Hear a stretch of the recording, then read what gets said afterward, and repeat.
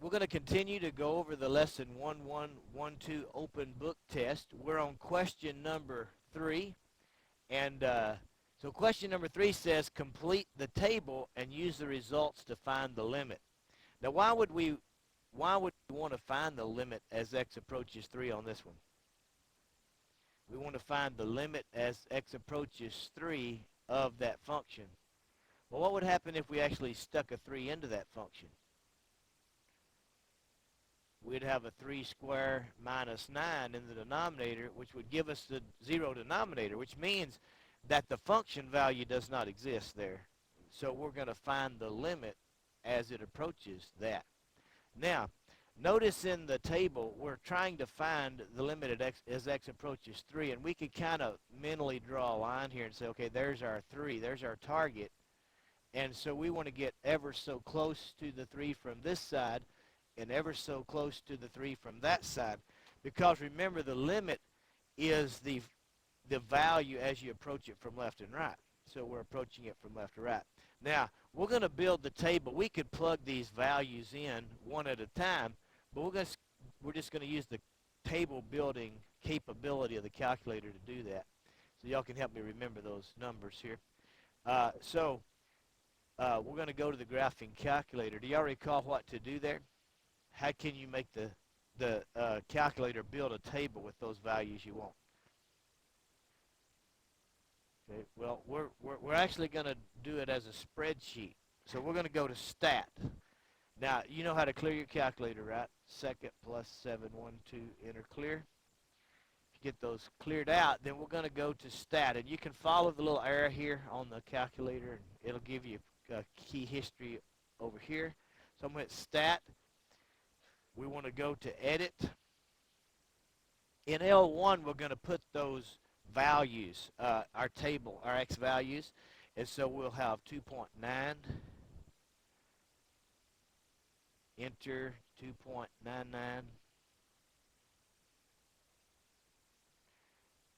2.999, and then we're going to be on the other side of the 3.001, 3.01, and 3.1, 3 and a tenth. Now, how can we get it to give us all of the function values in L2? What do? Y'all remember? You hit the to the right arrow. That puts us in L2, but then we want to go to the top because we want to write a formula, okay? Now, our formula is x minus 3 over x squared minus 9. So we want to do open parenthesis, x minus 3, close parenthesis, divide to get your fraction bar, open parenthesis, x, we can hit the square button to get the square on it, minus 9, close parenthesis. So we wrote a formula, just like we would for a spreadsheet. Notice we're at the top, and so it's not asking for L2 part 1, we're writing a formula for L2. Everybody ready? Once you get that typed in, you hit enter and it'll calculate all the function values. I messed up. I knew that. Where did we can't put x here. We put our x's in L1. Let's replace those x's with L1. I knew that. Okay, so I'm gonna arrow on top of the x, and I'm gonna hit second one for L1. That's where I put my x's at. I forgot to. We're having to draw out of the other list. So over here where this x is, I'm going to replace it with L1, second one. There we go. I guess that's not a bad mistake to make recording because it'll show us what not to do. Okay, and then we hit enter. It's the most common mistake people make. And so we get those values and we can plug those in. But notice as we're approaching the 3 right here, what does it seem like we're getting closer and closer to? 0.1 and a whole gob of 6's, right? So 0.16666666 seems to be what we're approaching. And what is that number? What is 0.16 repeating? 1/6. So it seems like we're approaching the fraction 1/6. Okay? So we can record those in the blanks here. I'll try to slide that down where we can see. And so for 0.29, we're going to have 0.16949. For 2.99, we had 0.16694. 0.16694. For 2.999, we had 1.6669, or 0.16669. For 3.001, we had 0.16664. For 3.01, we have 0.16639.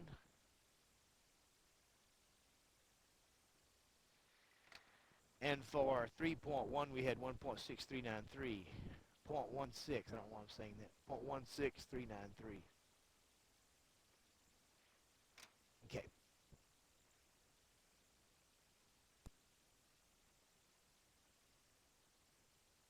So we'll give everybody an opportunity to write that down. Now, as we look at this, as my x values are approaching 3 from both sides, we can see that we're beginning to get a 0.16 repeating idea.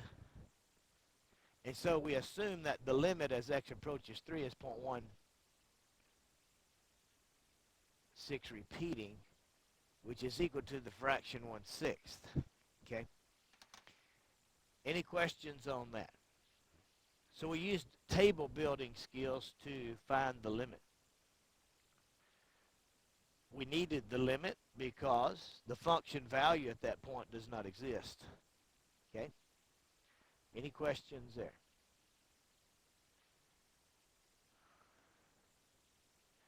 All right. So again, the limit then was that 1/6 as an exact answer. We don't take repeating decimals. They're not exact. Any questions on number 3? Okay, number 4 gives us a graph, and we don't have to do any calculations here. We can just look at the graph and find the answer. So, it wants F1. What does that mean? Find the function value at x is 1. Now, here's x is 1. If we go up, it does not exist there, but it does exist here. So the function value at x equal 1, which came from this part of the equation, this is a piecewise function, the function value at x equal 1 is 1.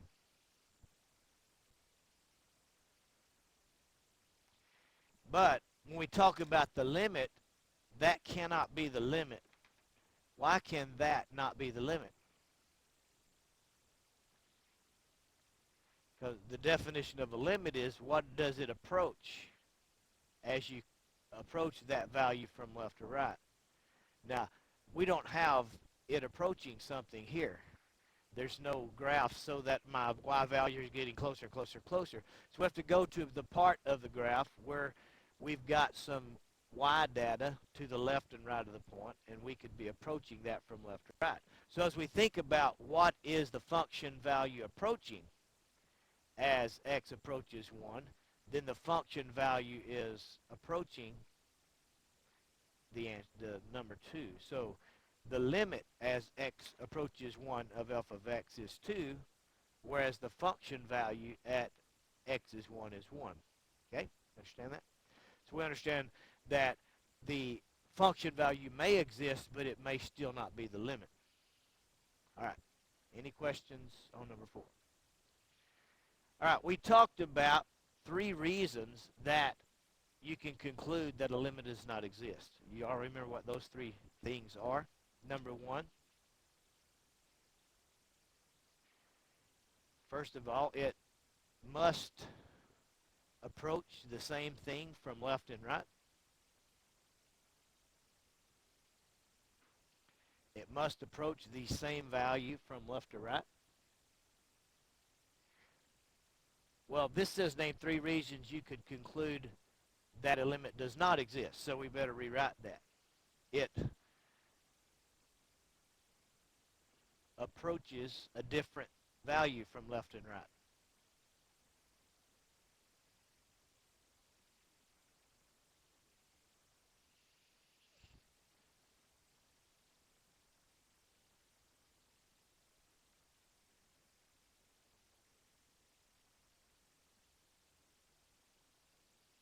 So one reason the limit would not exist is if it approaches a different value from left and right. What's the second reason a limit would not exist?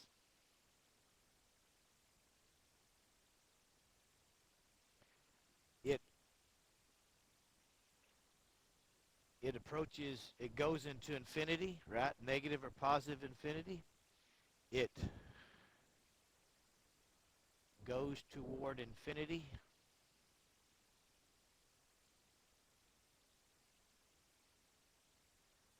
as you approach dx.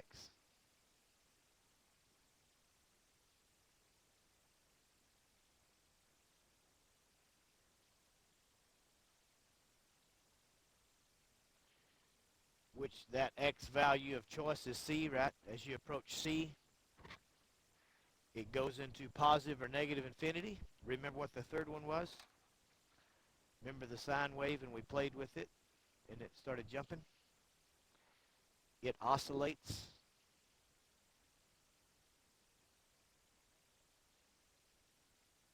as you approach c.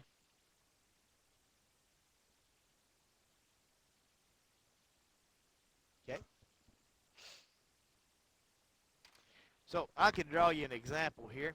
If we had a graph and it was doing something like this,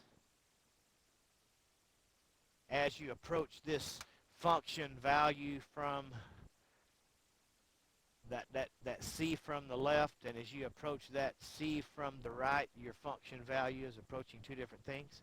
So there's a situation to where the limit would not exist because as you approach c from left and right, you're approaching two different values.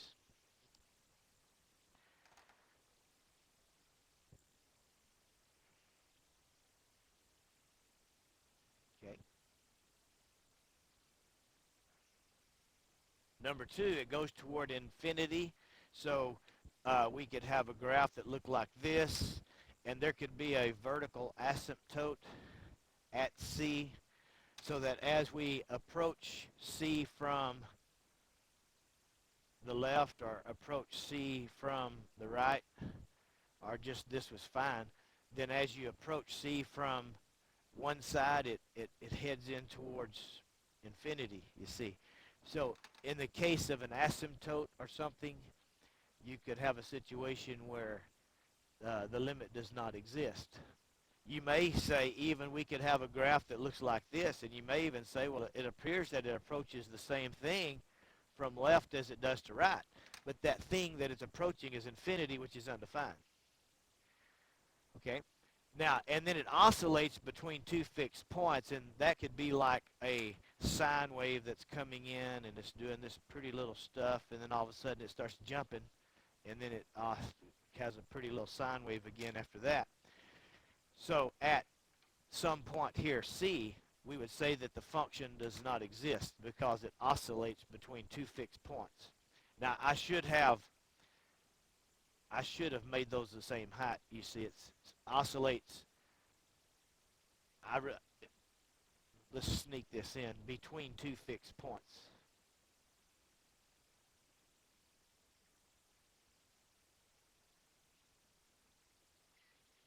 So let's just say this was x is 1 and x is negative 1. In that place I did that little ditty, it's actually like it's going from positive 1 to negative 1, bouncing back and forth between those two fixed points. Okay? So three reasons you could conclude a limit does not exist. One, it approaches a different value from left and right. A greatest integer function is a good example of that. Number two, it goes toward infinity as you approach x or approach your c value.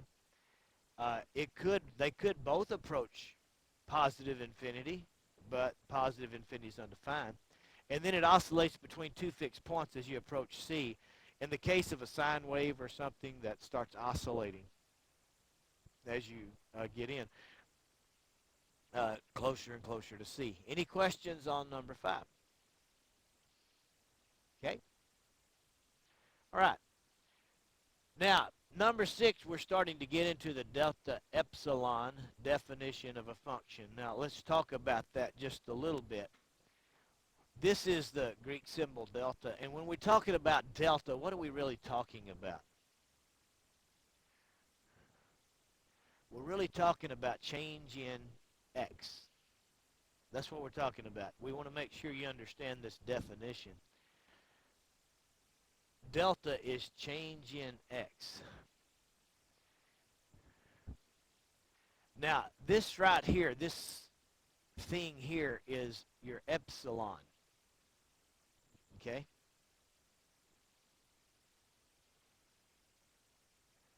Now, what is epsilon really? It's change in y. It's change in y.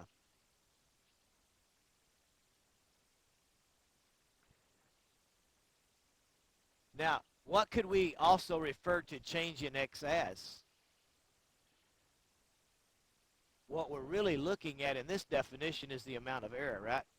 How much error is there in x? The change in x is how far we are from our target. It's the amount of error.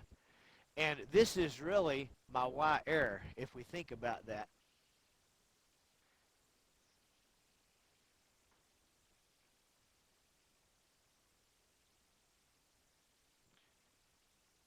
Now, if you want to find change, you subtract, right?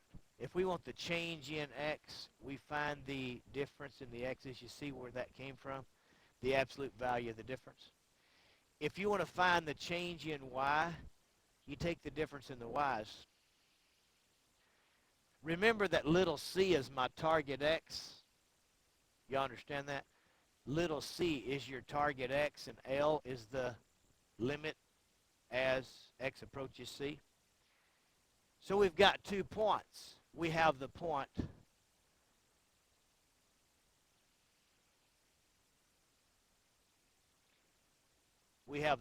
x and f of x, and we have the point c, L. And if you want to find the change in y, you would do f of x minus L, right? Which is where this came from. It's the change in y. It's the function value minus the limit value. And if I wanted to find change in x, I would do x minus c, absolute value. So you can see that in here, this is really change in x, or the amount of error we found in x. How far away from the target is my x value that I've chosen? How far away from my target is the y value that I chose? Okay? So you can see the delta epsilon definition. All right. So I'm going to erase this. I just wanted to make sure that you had all that down in your mind. Just kind of clean things up a little bit. Okay. Now, the directions are find the limit. Find the limit, and then find delta is greater than 0. Find the change in x, the error in x, such that the error in y is less than 0.01. Okay? So we're limiting our amount of error on y, and we want to see what is the error, what's the maximum allowable error that we can have in x to keep our error in y reduced to below 0.01. Okay? Now we can actually find the limit without building a table, because the limit here is the same as the function value. There's not a division by 0 error. There's not a hole in the graph. So if I want to find the limit, I can just plug it in. 2 times 4 plus 3, which is 8 plus 3, which is 11. So L is 11.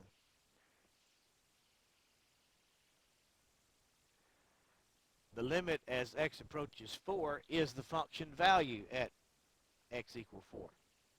Okay?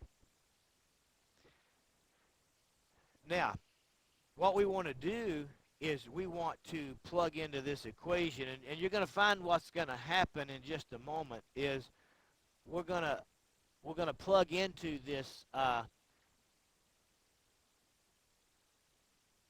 epsilon equation, okay? So I'm just going to rewrite it so you can see what's going on. We have f of x minus L is less than 0.01. We're going to take the information that we've got and plug it into the epsilon equation, and somehow by substitution we need a delta to appear. Okay? All right. Y'all ready for that? All right. So f of x is this.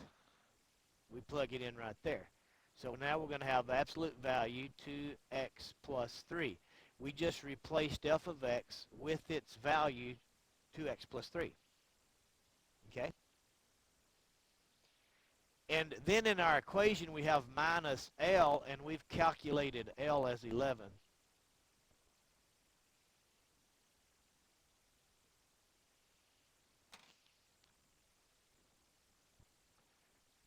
All right, everybody say we got that. Now, we have to go from an x to a delta. We're trying to calculate the delta value. Now, how are we going to calculate a delta value? Well, we're going to have to substitute. We're going to have to take, see, delta, this is representing my delta, right? That represents my delta. So if I could find this, then I could put delta in place of it.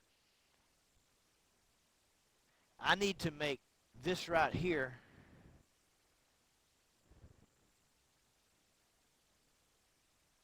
look exactly like that right there. And when I do, then I can replace it with delta. But I need to replace my c.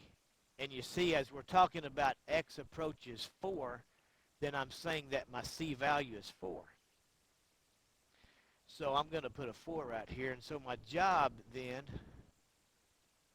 is to make what's in that rectangle turn into x minus 4 so that I can replace it with delta.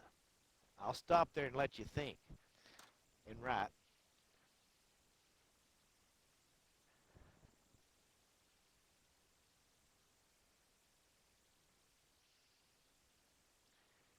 So we've replaced everything that we know in these two equations. I'm going to highlight just to try to help you.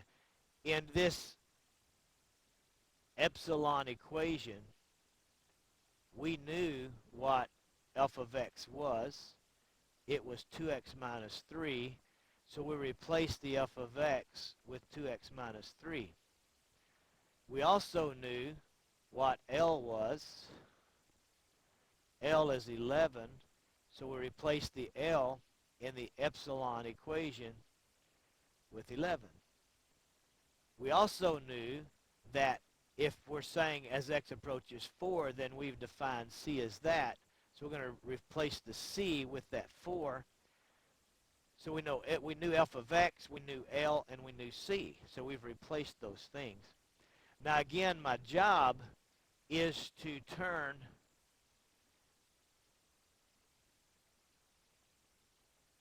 this whole rectangle into whatever my delta equation looks like so that I can replace whatever that left, and I need to get on over here. I need to be able to replace that whole side with a delta, okay, and have a number over here. Because I'm trying to get the allowable delta error that would produce my allowable epsilon error, okay? So we're just going to do symbolic manipulation. 3 minus 11 is negative 8. Remember, our goal is an x minus 4.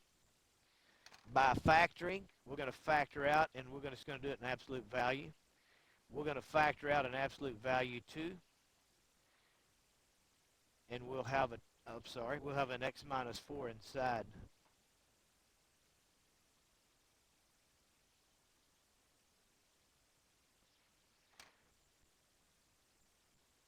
So now what we have, well, we have that this is right here.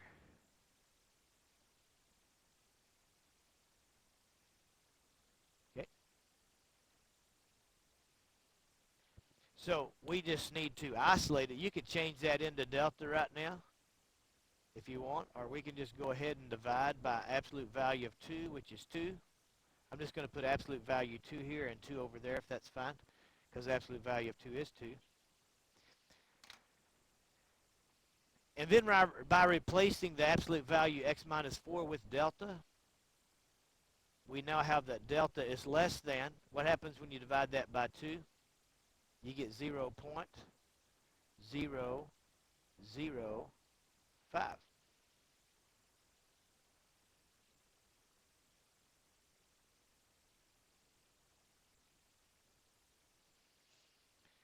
And I'm going to draw a picture of that target thing that we drew on the wall. This has nothing to do with that. I just want us to think about that. We was thinking about shooting a rifle at a target here, and this being the barrel, and we were talking about if we can only be off by that much on either side of the bullseye, then we're thinking about how much can we be off here, left or right, to have that error. So we're thinking about how much error in X is allowable. It's obvious that in this situation where I drew the picture of the gun, the amount of Y error is bigger than the amount of X error. If you twitch just a little with X, you're off a good bit. So what we found here then is if the amount of error for X is 5 thousandths,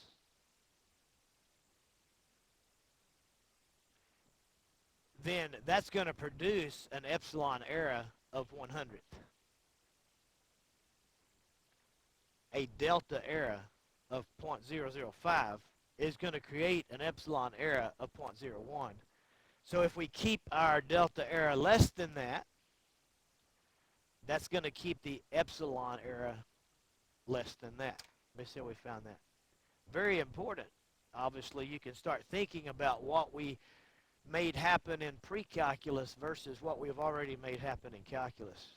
We're finding some things that would obviously be very important in putting a man on the moon and firing missiles and all kinds of other applications, okay? All right. Question number 7. Now, this says find the limit L, then use the epsilon delta definition to prove that the limit exists. Now, this is going to be weird. I'm just going to go ahead and say this. I can say, y'all listen to this closely. There was a lady and a man that existed, and they were who I call Meemaw and Peepaw Ballard. We'll just call them that. And then there's a man and woman that existed, and that was my parents, Robert and Sis Ballard. So I can say, well, Peepaw exists, and Peepaw creates Dad, and Dad creates me. And then I could say, okay, I'm here. Now, my job is not to prove that I'm here, but to prove that Peepaw is here. So all I'm doing is climbing up that backwards. I exist, therefore my dad must have existed, therefore his dad must have existed. Now, it sounds like I said the same thing. I did. So when we prove that the limit exists by the epsilon delta example, it's going to seem like we're doing the same thing. Peepaw existed, so Dad existed, so I exist. Therefore, because I exist, Dad exists, therefore Peepaw must have existed. Okay, anyway, that's what we're going to do before we're finished. And again, people are like, I don't understand what we did or why we did it. Well, if that'll help you. All right, now, we want to find the limit first, and the limit will exist because we have no square root of a negative and we have no uh, division by zero things. So if we just plug it right in, then we're going to have 3 plus 4 is 7, which really creates a value an ordered pair, which would be 3, 7, right? Now, this is my limit, right? So this is the ordered pair CL. You understand that? When we let the value that x is approaching C be 3, then my limit is 7. Now, my function value is also 7. And my x value is 7, but we don't want to replace those because it just gets zeroed out. You understand? We're just going to find the limit. So we're going to use our epsilon delta definition. Now here's my epsilon. It's F of x minus L is less than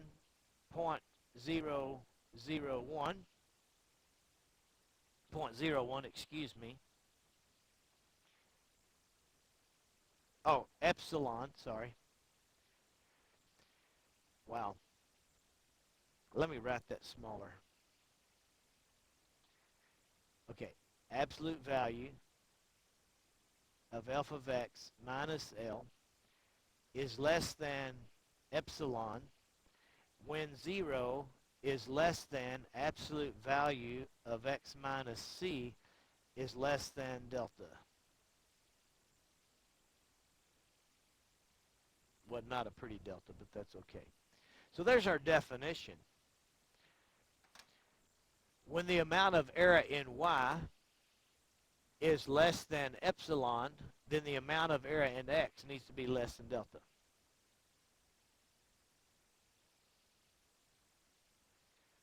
Now let's think about what we know. What do we know? We know f of x. We know L. And we know C. Okay? So if we plug those in, we're going to have f of x is x plus 4 minus my L of 7 is less than epsilon, and 0 is less than x minus, what was my C? 3, which is less than delta. Okay?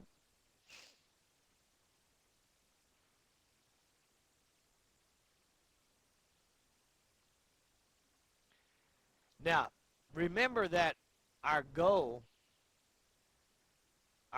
is to make this epsilon equation become my delta equation so that I can replace this with a delta, right? We're hoping that that will turn into that, which it easily does. And so 4 minus 7 is negative 3, so we have absolute value x minus 3 is less than epsilon. Now, knowing that delta is x minus 3, then we can stick that delta in place of that x minus 3, and we can have that delta is less than epsilon.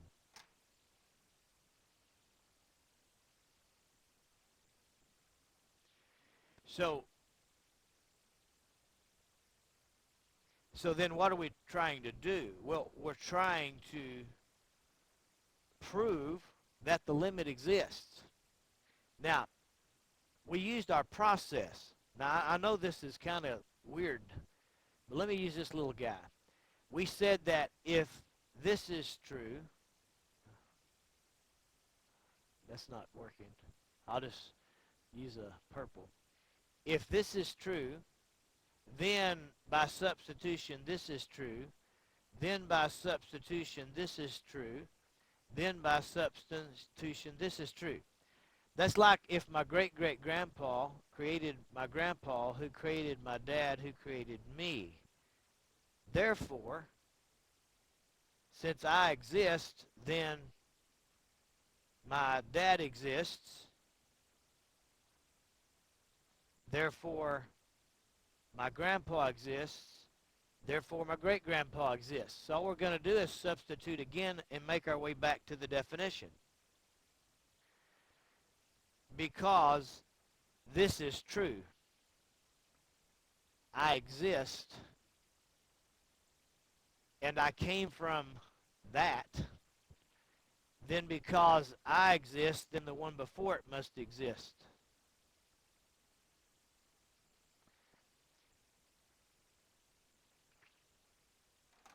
And because it exists, the one equivalent to it before it must exist.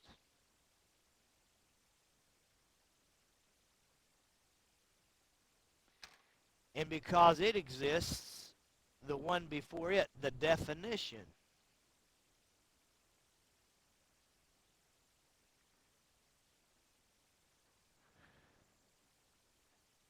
exists.